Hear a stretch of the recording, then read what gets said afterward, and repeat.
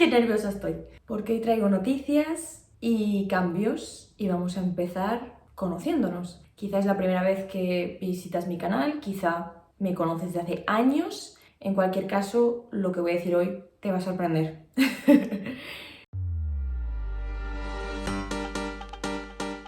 Pues nada, vamos a empezar por el principio. Mi nombre es Marta Mía y soy Love and Sex Coach. Sí, lo sé. ¿De dónde mierda sacas eso? ¿Qué está pasando? El último vídeo hablabas de la maternidad y ahora me estás hablando de sexo y de amor. Sí, vamos a cambiar la temática radicalmente. Este vídeo va a ser bastante introductorio y no tanto hacia la temática de lo que voy a tratar como coach, sino más bien hacia quién soy yo. Entonces, como mi proyecto de coaching se basa mucho en mi experiencia, pienso que es importante que antes de iniciar un contenido en particular os cuente mi historia. ¿Quién mierda soy? ¿Qué mierda hago aquí? ¿Y qué me ha llevado hasta aquí? Cogeros palomitas, haceros un té, un café, porque esto, chicas, va a ser un pelín largo. Nadie creo que podría resumir una vida en 5 minutos. Aún así voy a intentar hacerlo lo más breve y dinámico posible para que esto no sea un muermo, porque no es el objetivo. Entonces, vamos allá, para no alargar más esto, y vamos con la primera herida. La primera herida tiene como temática el abandono o el rechazo. Y tiene como protagonistas yo y mi padre. Mi infancia en general fue buena y mala, como todas, en muchos aspectos, pero digamos que crecí en el seno de una familia bastante disfuncional, en un matrimonio muy machista, gracias a Dios con 2 hermanos mayores maravillosos, porque sin ellos no hubiera podido sobrevivir, y teníamos una madre totalmente manipulada por mi padre, psicológicamente maltratada por mi padre, y a mis hermanos y a mí nuestro padre también nos maltrataba tanto física como psicológicamente. Así que bueno, no es un cuadro idílico en el que crecer. A los 5 años mis padres se separan, a mis 7 años, mis padres deciden divorciarse y entonces mi padre se va a vivir a su nuevo piso. Pasan muchas cosas que sería extremadamente complejo de explicar, pero todo parte del hecho de que en esta separación mi madre se queda viviendo con mis hermanos y yo en el piso donde hemos crecido, piso que supuestamente estaban en los nombres de mis 2 padres. Mi padre quería quitarle ese piso a mi madre, cosa que nos costó 20 años de abogados. Al final mi madre ha conseguido el piso, a día de hoy, pienso que hace solo 2 años de esto, algo así. La cuestión es que fue una época infernal, una guerra constante entre mi padre y mi padre no nos pasaba la pensión, mi madre apenas daba para sobrevivir porque la mujer nos había criado durante todos los años que habíamos vivido, entonces no tenía ninguna o apenas experiencia laboral, por lo que tuvo que lanzarse al mundo laboral con 3 hijos sola a su cargo, así que wow. Y mi padre a todo esto no nos pasaba dinero y también nos hacía la vida bastante imposible. Total, que llegó un día, mi madre le puso una denuncia a mi padre por el tema de no pagar la manutención y llegó el día del juicio y bueno, la cosa se complicó muchísimo y mi padre se vio con las de perder. Su estrategia fue venir a hablarme, intentar convencerme, primero con la manipulación y el victimismo, de decirme que yo tenía que participar en ese juicio entre mi madre y mi padre y declarar contra mi madre, es decir, que declarar que lo que mi madre estaba diciendo era mentira. Yo tenía 13 años, yo ya me di cuenta que era en plan, esta no es mi guerra. Y se lo dije tal cual a mi padre, digo, papá, es que esto es entre mamá y tú, yo no me voy a meter. Y aunque me metiera, lo último que voy a hacer es mentir frente a un juicio, porque te recuerdo que lo que dice mamá es verdad. Total, que ahí su cara de psicópata cambió, muy serena y muy fríamente. Me dijo, mira, tienes hasta mañana para pensártelo, pero si no me ayudas con este juicio, tú ya no eres mi hija. ¿What? ¿Esto está pasando? Después de todo lo que me has hecho vivir, ¿tú me rechazas? Bueno, no pasa nada. Total, que yo subí, le di una buena llorera porque yo no entendía aquello que estaba pasando. Y yo pensé, ¿va en serio o no va en serio esta amenaza? Dije, yo no voy a cambiar de opinión bajo una manipulación. Total, que llegó el día del juicio, 2 días después, no asistí al juicio, entonces mi padre me hizo una larga y densa carta explicando por qué yo no merecía ser su hija. Aquella carta me destruyó. En muchos sentidos, porque entonces yo vi que mi padre iba en serio y que aquello no era una amenaza vacía, sino que realmente estaba dispuesto a perderme como hija solo porque yo no me ponía de su lado en una guerra que no me pertenecía y en la que además mi madre tenía razón. Pasaron los meses y dejé de ver a mi padre, de contactarlo, etcétera, etcétera. Y claro, yo me di cuenta cada vez más que eso era real, que realmente estaba pasando, ¿no? Y mi padre, me parece que fue al cabo de 6 meses o algo así, que intentó contactarme de nuevo, escribiéndome otra carta.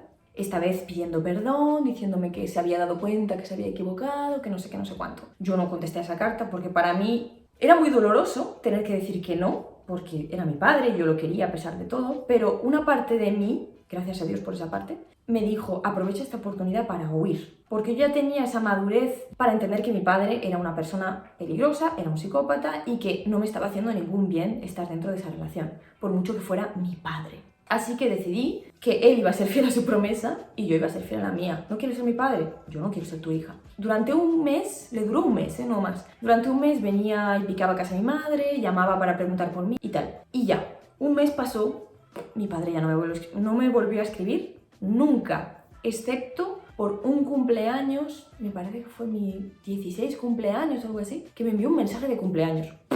No sé por qué, un SMS, me envió un mensaje, no sé ni cómo consiguió mi número. Esa fue mi primera herida de rechazo o abandono, a los 13 años. Así que vamos a la siguiente herida, número 2.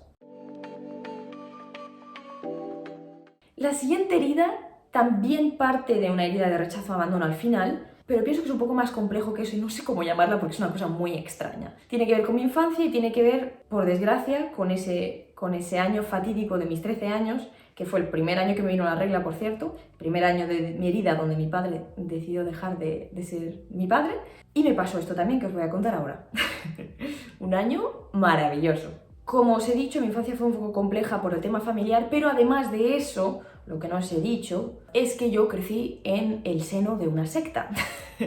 Porque no me bastaba con tener una familia disfuncional, por supuesto teníamos que ser partícipes de una secta. Que mucha gente, no voy a mencionar el nombre porque esto es irrelevante ahora, pero mucha gente puede considerar como religión. Podría hacer un vídeo entero explicando por qué esto es una secta. Pero bueno, no pasa nada. Digamos que yo crecí en esta secta y digamos que yo vivía en una burbuja. Yo, mis hermanos, mis padres, es decir, mi familia.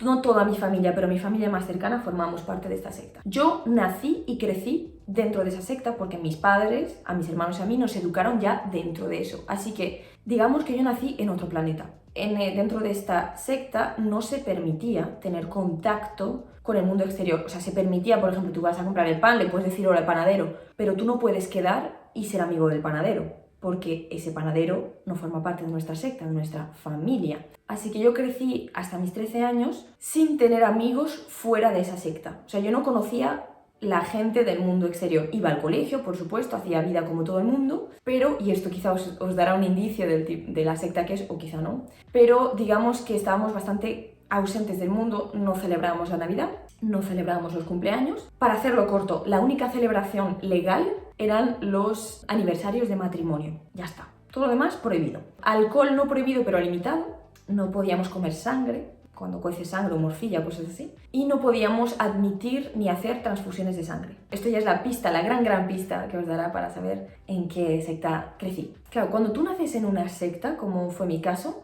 es difícil salir, muy difícil salir, primero porque todos tus amigos y toda tu familia forman parte de eso. Entonces, si tú sales, tú ya sabes, porque es por ley, que esas personas te van a repudiar y que en la mayoría de los casos no tienen ni siquiera el derecho a dirigirte la palabra. O sea, si te ven por la calle te giran la cara. Si tú en algún momento dudas si quieres salir de esa secta, te lo ponen muy difícil. Por supuesto, no es tan fácil. Y mis dos hermanos, que son bastante más mayores que yo, tenemos 9 y 8 años de diferencia, y ya os digo que gracias a ellos he sobrevivido a todas las heridas que me han podido pasar en esta vida, fueron un ejemplo para mí.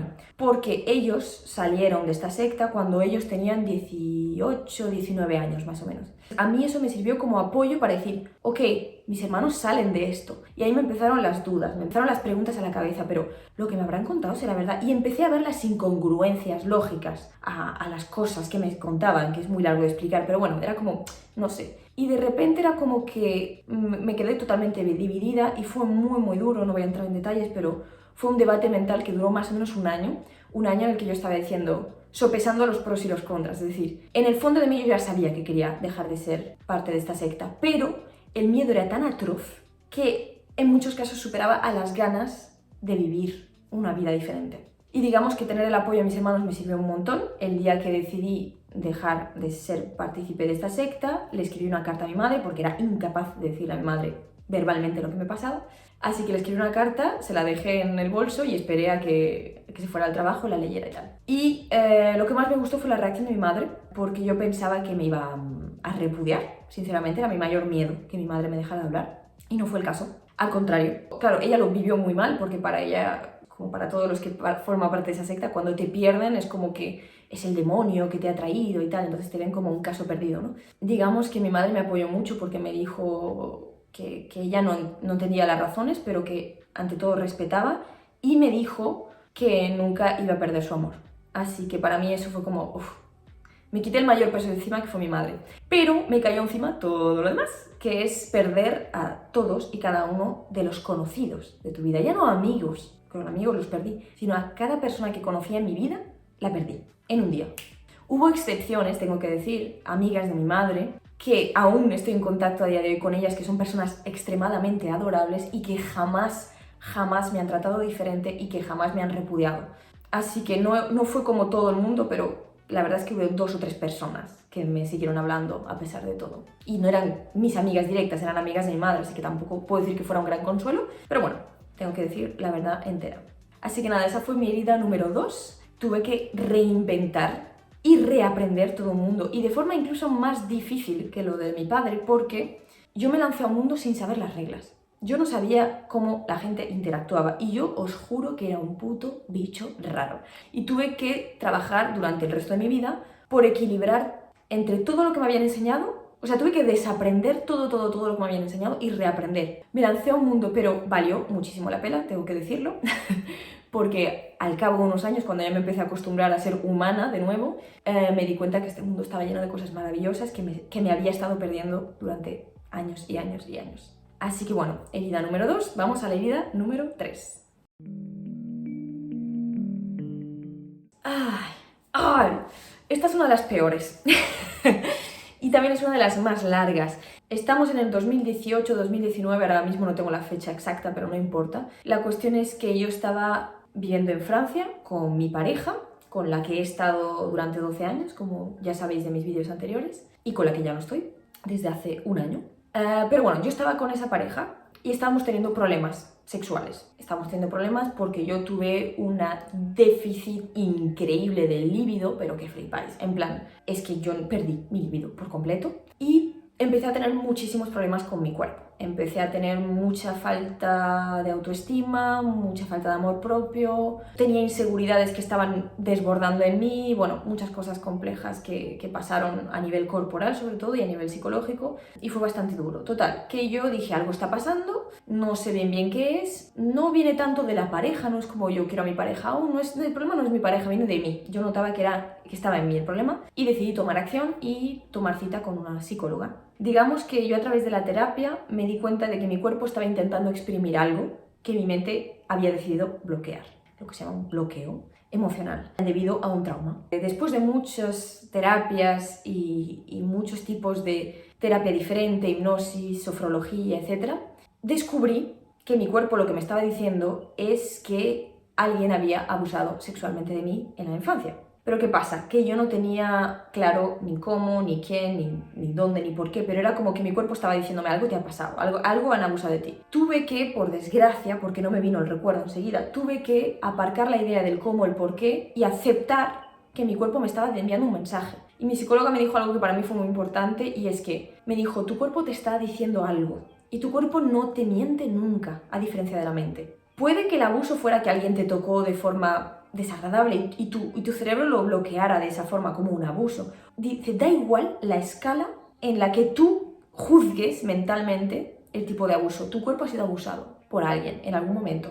Acéptalo para liberar esa herida. No busques el porqué. Pero claro, yo que soy alguien que le encanta saber el cómo y el porqué, me costó mucho aceptar. Pero bueno, llegué a aceptarlo y liberar la idea de que, ok, ha pasado esto en mí. Quizá nunca sabré el porqué, pero voy a tener que aceptarlo para precisamente sanarlo, porque es que yo no podía sanarlo mientras no lo aceptara. Esto estaba ahí bloqueado en mi cuerpo. Así que lo acepté. Y un día, otra cosa que me dijo mi psicóloga es, vas a ver que te va a salir mucha tristeza, tal cual, te va a salir a chorros, vas a llorar, vas a sentirte mal, quizá vas a tener ataques de ansiedad y me dio pautas para seguir cuando eso pasara. Un día me dio por llorar y me dijo, tú sácalo, déjate llorar, no intentes como retenerlo y no te asustes, es solo una emoción, que como la has estado acumulando va a salir. Un día me dio por llorar, un día no, Nochevieja, me acordé de toda mi puta vida, porque no pude salir de fiesta porque tenía mucho trabajo retrasado, mi hermano venía de visita y yo quería avanzar trabajo, total, que me quedé en casa sola y trabajé. Y cuando acabé el trabajo yo notaba ya un malestar, una cosa, un run run. Al principio pensaba que iba a vomitar y no, era tristeza. Mira, empecé a llorar y me concentré, intenté respirar, como me había explicado mi psicóloga, para que eso no derivara en un ataque de ansiedad. Entonces me centré, respiré y de repente, sé que suena extrañísimo, sé que suena mágico y que suena muy a no te creo, pero os juro por mi puñetera vida que yo en ese momento hice y empecé a revivir todo lo que me había pasado durante mi abuso sexual. ¿Quién había abusado sexualmente de mí? Mi padre. Cosa que me sorprendió mucho porque todos en la familia sabíamos que era un psicópata, que nos había maltratado, pero que también era un abusador infantil. ¡Wow! Aquello me dejó perpleja, la verdad. Total, que yo no os voy a explicar los detalles porque sinceramente no me apetece revivirlo, pero digamos que durante la separación de mis padres, durante el divorcio más concretamente, que yo tenía 7 años, me quedé a dormir a casa de mi padre. Y pasaron cosas que no voy a explicar ahora, que me hizo, que me forzó a hacer. Yo recuerdo solo esta imagen de estar desnuda en el sofá y sentir, esto no está pasando, esto no está pasando, esto no está pasando, esto no está pasando. Y yo recuerdo esa sensación de impotencia y de rigidez de decir, quiero irme de aquí, esto no puede estar pasando. Digamos que no llegué a 100% a salir de ese estado de shock. No conseguí sacarlo, no conseguí decírselo a nadie, hasta que un día eso me empezó a destruir por dentro. Yo empecé con una depresión gigante que no entendía y que nadie entendía, porque claro, una depresión, una niña de 7 años. Todo el mundo pensaba que era por el divorcio de mis padres, pero no. Hasta que llegó un momento que ese peso se volvió tan grande que voluntariamente yo decidí olvidarlo. Y yo no sabía que eso podía ser real, yo no sabía que eso existía. El maravilloso cerebro humano. Total, que remontando al año que tuve la terapia, cuando yo estaba ahí llorando y me salió todo el recuerdo, recordé todo. Recordé el momento, el año, el momento exacto en el que yo decidí bloquear ese recuerdo. Recordé todo. Recordé lo que pasó, recordé las sensaciones y lo peor, no solo lo recordé, lo reviví. Mi cuerpo era como que le estaban tocando, le estaban haciendo eso y era como qué horror, qué horror. Bueno, fue horrible, la peor Nochevieja de mi vida. Pero a la vez fue muy liberador, porque yo era como, hostia, ahora ya sé la información. Que no, saber la información no te libera necesariamente, lo que me liberó es la terapia que hice, pero el saberlo me quitó un peso encima porque era como, ok, no me estoy volviendo loca. Algo ha pasado y tenía como los datos verídicos de lo que había pasado y entonces ya a partir de ahí pude hacer mi sanación con mi cuerpo, con mi sexualidad, con mi pareja también. Y de hecho con mi pareja nos costó un año y yo pensaba que lo íbamos a dejar, la verdad, pero retomamos nuestra vida sexual y fue como un renacer. A partir de aquello, yo renací. Y es una herida de las más graves que me han pasado, de las más profundas, pero a la vez de las que más me ha permitido aprender a conocerme. Y sobre todo, reaprender a conocerme, desaprender todo lo que sabía sobre mi cuerpo y mi sexualidad y empezar de cero. Fue muy traumático, fue un año horrible y fue un año en que yo pasaron muchas cosas en las que no voy a entrar en detalle. Negación, dolor, sufrimiento, ira, rabia, culpa. Pero cuando pasé por toda esa mierda y ese túnel oscuro, vi la luz. Mi pareja y yo sobrevivimos a eso y de hecho un año después me quedé embarazada y nació nuestro hijo, hablando de liberación corporal. Así que eso me lleva a la cuarta y penúltima herida. Digamos que con mi maternidad llegó mi cuarta y penúltima herida, porque como ya os he explicado en vídeos anteriores, si os interesa os dejaré los enlaces para ver, porque tengo un vídeo donde hablo sobre el posparto, tengo un vídeo donde hablo sobre el embarazo, la maternidad, el parto, todo lo que pasó. O sea, que tengo una lista entera de vídeos sobre la maternidad, si es un tema que os interesa, pero voy a hacer la versión muy resumida, y es que cuando nació mi hijo yo tuve una increíble y maravillosa depresión posparto que me condujo a lugares muy oscuros de mí misma. Yo, después de mis 3 heridas previas, yo pensé, la vida ya me va a dar un descanso, me va a dejar en paz. Pero claro, yo no sabía, todas las heridas del pasado, sobre todo de la infancia, renacen con la maternidad. Y yo eso no lo sabía porque nadie me avisó. Y yo pensaba haber sanado todo. Y en parte sí, había sanado, pero por lo visto me habían quedado capas de profundidad en las que no había escarbado lo suficiente y tuve que hacerlo durante mi periodo posparto. Fue un año terrible, la verdad. porque me sentí extremadamente sola. Cambios físicos, cambios hormonales, cambios psicológicos, cambios de rutina, cambios de vida completa y, por supuesto, empezaron ahí todos los conflictos con mi pareja. Me di cuenta de que era un cambio de vida radical al que yo no sabía si estaba dispuesta a adaptarme, muy sinceramente. Que sí, que me he adaptado, que he salido más fuerte y más feliz de todo eso, como ya sabéis por mis últimos vídeos, pero es una herida muy heavy y sé que me vais a decir, coño, no puedes comparar un abuso sexual con ser madre. Y es que no se puede comparar, ningún dolor se puede comparar. Son incomparables, pero son heridas al mismo nivel de profundidad porque tocaron temas personales muy, muy dolorosos en mí, la maternidad. Y tocaron temas, por ejemplo, como he tratado, ahora que sabéis toda mi historia de vida, como el maltrato físico, como el abuso sexual y como el hecho de que yo he crecido en un hogar disfuncional. La primera vez que yo sentí ira hacia mi hijo, yo pensé en mi padre y en lo que nos hacía, aquello era como, mierda, yo no quiero transformarme en él, ¿sabes? No quiero. Y fue una lucha interna, fueron otra vez un año de terapia y, bueno, mucho sanar, mucho agua salada en heridas abiertas, por decirlo de alguna forma. Esa herida yo pienso que es sobre la que más tenéis información, así que si realmente os interesa os recomiendo ir a mis vídeos porque ahí sabréis mucho más. Entonces en esta herida no voy a entrar en detalles porque ya pienso que ya he hablado suficiente de ella. Entonces, dicho esto, vamos a por la quinta y última herida, que por supuesto es consecuencia de la anterior. El año 2023 será recordado para mí como el año más asqueroso de toda mi existencia humana. Lo que pasó que yo decidí dejar una relación de 12 años con el padre de mi hijo, como ya os he dicho en vídeos anteriores, que ya de por sí fue una de las cosas más difíciles que he tenido que hacer a nivel de miedo. Y si os soy muy sincera, para mí el miedo que yo sentí el día que tuve que dejar a mi pareja fue el mismo miedo que yo sentí el día que tuve que dejar esa secta en la que crecí. Me vais a decir que exagerada, os aseguro que sí, porque fueron 12 años con esa pareja. Era mi mejor amigo, era mi pareja, era mi amante, era el padre de mi hijo, era mi familia. Dejar esa relación no fue en plan, venga, va, fiesta, vámonos. No, fue extremadamente doloroso. Tuve que superar un miedo tan atroz. Yo estaba segura de mi decisión y yo sabía que quería dejarlo, pero él no quería dejarme. Entonces yo sentí que le estaba destruyendo su mundo. Era un peso, una culpa y una responsabilidad que yo no sabía si tenía los ovarios para sostener mi peso emocional y su peso emocional. Y el primer mes que lo dejé fue extremadamente doloroso para ambos. Además habíamos comprado una casa juntos, vivíamos en esa casa en el campo, perdidos, así que bueno, fue muy, muy dramático. Pero a partir de ahí, un mes después, en la cabeza de mi ex algo hizo ¡ruc! Y la pena se transformó en puro odio visceral. No puedo definirlo de otra forma. Yo creo que nunca nadie me ha despreciado tanto en esta vida. Nadie. Y me lo ha hecho saber. Que yo crea recordar, nadie nunca me ha odiado tanto durante tanto tiempo.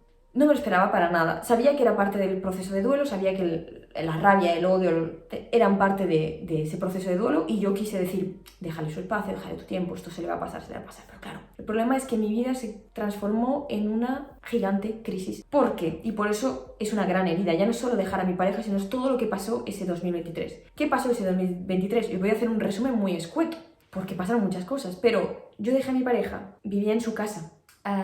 Yo estaba sin trabajo, porque había dejado mi trabajo por cuidar al niño. Cero ahorros y cero economía. Dependía económicamente de una persona que me odiaba. Teníamos un bebé en común que tenía en la época pues 1 año y pico. Mi familia vive en España, yo vivo en Francia y yo no tenía aquí amigos que me pudieran acoger en su hogar porque vivían en pareja y no tenían espacio o pues no podían, punto. Y, bueno, gestión emocional de todo eso. No tenía carnet de conducir, entonces no tenía ningún tipo de movilidad. Yo tenía 9 problemas que resolver. Entonces, ¿qué pasa? Que cuando tú tienes un problema en la vida, buscas una solución. Pero cuando tienes 9 problemas, eso ya no se llama problema, se llama crisis. Y eso lo aprendí en el 2023. Y yo nunca antes había tenido una crisis. Había tenido crisis existencial, emocional. Pero siempre había tenido como un hogar, comida y dinero. Entonces, todo lo que me pasó anteriormente era doloroso, pero a nivel práctico era gestionable. Es decir, nunca me había visto en la calle, nunca había estado sin trabajo y sin dinero. Siempre había tenido una red de seguridad emocional, personal y económica sobre la que caer. Este fue 2023, el año en el que me quedé sin red. O sea, que yo salté al vacío dejando a mi pareja y yo ya tenía miedo de por sí, pero para mí el miedo era la repercusión de lo que eso podría hacer a nivel emocional. Yo no tenía ni puta idea de la repercusión práctica que aquella separación iba a tener para mí. Necesitaba un salario, necesitaba un contrato de trabajo, necesitaba un piso, bueno, fue un puto follón. Total, que al cabo de 3 meses yo me quería suicidar. Pensaba, esto no va a durar para siempre. Y claro, yo no tenía salida. Era, yo sin mi hijo no me voy. Entonces, si quería irme con mi hijo, tenía que estabilizar una situación. Y estabilizar una situación en la situación en la que estaba era imposible, porque yo no podía abastecer horarios de trabajo. O sea, no era un problema, era una puta crisis. A la que intentaba mover fichas se caían 10. Y eso era cada vez que tenía un conflicto era como, ay, he conseguido una entrevista de trabajo. Claro, pero los que no puedes abastecer los horarios, así que no sirve de nada, tenía que decir que no. Bueno, era horrible, sinceramente. La cuestión es que ese infierno duró casi un año, hasta que yo decidí, al cabo de 3 meses, hablar con una asistente social y explicarle mi situación y pedirle ayuda. Entonces conseguí que me metieran en la lista para un piso de vivienda social y ese piso tardó 6 meses en total en venir y las ayudas sociales también tardaron lo mismo en venir. Así que la ayuda vino, pero la ayuda vino al final cuando ya me dijeron, vas a tener un piso. Mira, yo recuerdo esa llamada de cuando me dijeron que iba a tener un piso, temblé, se me cayó el móvil de las manos, empecé a llorar. La cuestión es que cuando me anunciaron eso, yo era como plan, ¡qué bien! Ya está, todos mis problemas se van a solucionar. 2 días después llegó una carta del juez familiar diciéndome que mi ex quería debatir la custodia de nuestro hijo para quitarme la custodia del hijo. Fue el mes más horrible de toda mi existencia, fue justo finales de octubre, principios de noviembre. Fue extremadamente estresante, porque ¿qué pasa?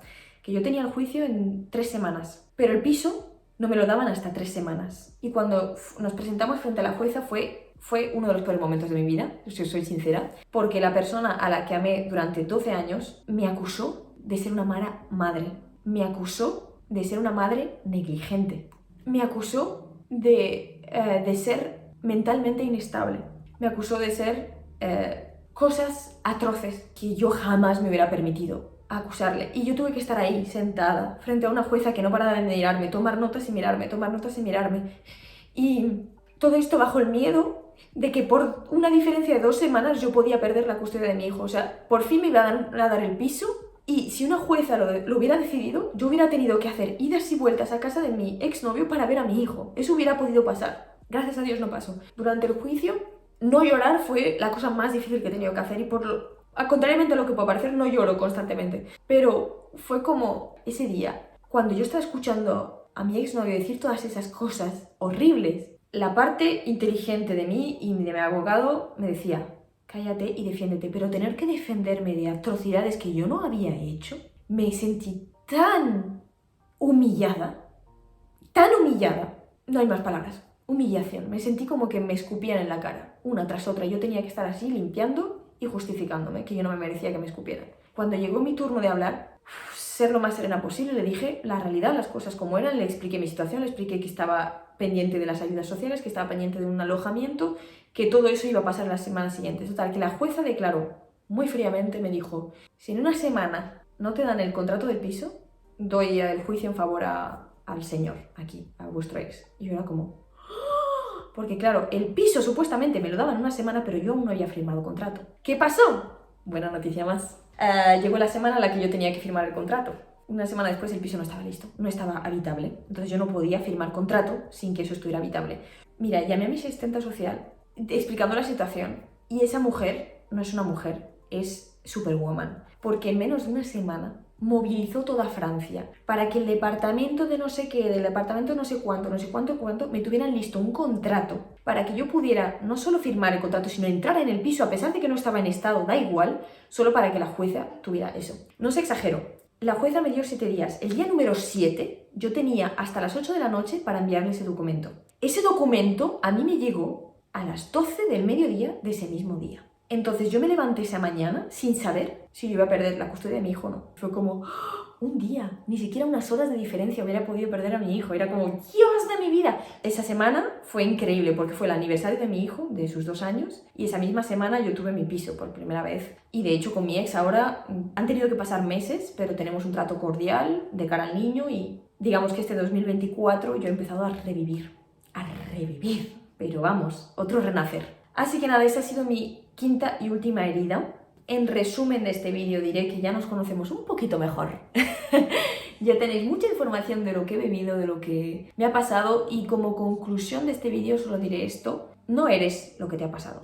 Y la historia que te cuentes es extremadamente importante. Puedes ser una víctima o un héroe. y el papel que tú decidas jugar en tus historias de vida impacta mucho más que lo que te ha pasado. Entonces, si me veis ahora con total serenidad hablando de que han abusado de mí sexualmente, de que no sé qué, no sé cuánto, es porque he hecho un trabajo enorme sobre mí misma para precisamente no identificarme con el dolor de todo ello, sino identificarme con lo que he aprendido, con la que soy después de haber renacido a través de ese dolor. Así que, si estás pasando por un momento difícil, una herida o lo que sea, te aconsejo, ríndete frente a ello, acéptalo, porque después de ese maldito túnel oscuro, vas a ver la luz y vas a saber una cosa importante que he aprendido de todas y cada una de mis heridas de vida, y es que ha valido la pena. Todo lo que te ha pasado tiene un porqué y te está ayudando a convertirte en la persona que necesitas ser para tener una vida extraordinaria. Así que nada, os dejo por hoy. Ha sido un vídeo extremadamente largo, así que espero que no os haya aburrido hasta la saciedad. Hablar de 5 heridas de vida siempre es un poco extenso, vamos a decir. Pues nada, cuidaros mucho y hasta el próximo vídeo.